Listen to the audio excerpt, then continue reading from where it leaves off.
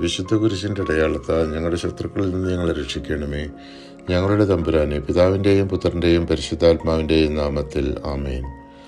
ഇസ്രായേലിൻ്റെ രാജത്വത്തിൽ നിന്ന് കർത്താവ് സാവൂളിനെ തള്ളിക്കളഞ്ഞിരിക്കുന്നുവെന്നും ബത്ലഹേംകാരനായ ജെസ്സയുടെ ഒരു മകനെ രാജാവായി നിശ്ചയിച്ചിരിക്കുന്നുവെന്നും കർത്താവ് അരുളി ചെയ്തു.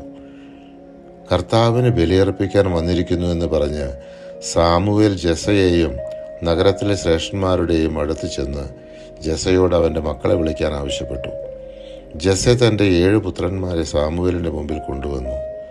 എന്നാൽ അവരാരും കർത്താവ് തിരഞ്ഞെടുക്കപ്പെട്ടവരല്ല എന്ന് മനസ്സിലാക്കിയ സാമുവേൽ ജെസ്സയോട് അവന് വേറെ മക്കളുണ്ടോ എന്ന് ചോദിച്ചപ്പോൾ ആടുകളെ മേയിച്ചുകൊണ്ടിരുന്ന തൻ്റെ ഇളയ മകനായ ദാവീദിനെ സാമുവേലിന് കാണിച്ചു കൊടുത്തു. പവിഴ നിറവും മനോഹര നയനങ്ങളുമുള്ള അവൻ സുന്ദരനായിരുന്നു. കർത്താവ് കൽപ്പിച്ചു, എഴുന്നേറ്റ് അവനെ അഭിഷേകം ചെയ്യുക. തിരഞ്ഞെടുക്കപ്പെട്ടവൻ അവൻ തന്നെ.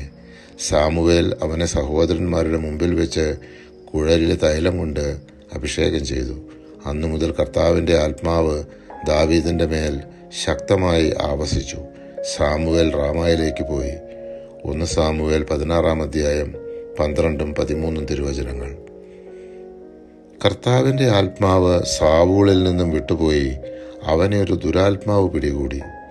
ദുരാത്മാവ് പീഡിപ്പിക്കുമ്പോൾ ആശ്വാസം ലഭിക്കാനായി ആരെയെങ്കിലും കിന്നരം വായിക്കാൻ വേണമെന്ന് നിർദ്ദേശിച്ച സാവൂളിൻ്റെ ഭൃത്യന്മാർ അവസാനം ദാവീദിനെ കണ്ടുപിടിക്കുന്നു. ദാവീദ് സാവൂളിൻ്റെ അടുക്കലെത്തി സേവനം ആരംഭിച്ചു. സാവൂളിന് അവനെ വളരെയധികം ഇഷ്ടപ്പെട്ടു. ദാവീദ് അവൻ്റെ ആയുധവാഹകനായി തീർന്നു.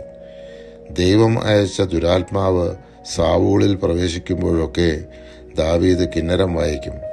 അതുവഴി അവന് ആശ്വാസവും സുഖവും ലഭിക്കുകയും ദുരാത്മാവ് അവനെ വിട്ടുമാറുകയും ചെയ്തിരുന്നു.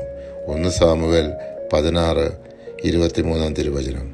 പരിശുദ്ധാത്മാവെ, തിരുവചനത്തിൻ്റെ അനന്തശക്തിയാൽ ആത്മാവിൻ്റെ ബലങ്ങളും ദാനങ്ങളും നൽകി തീക്ഷ്ണതയാൽ ഞങ്ങളെ ജ്വലിപ്പിക്കണമേ.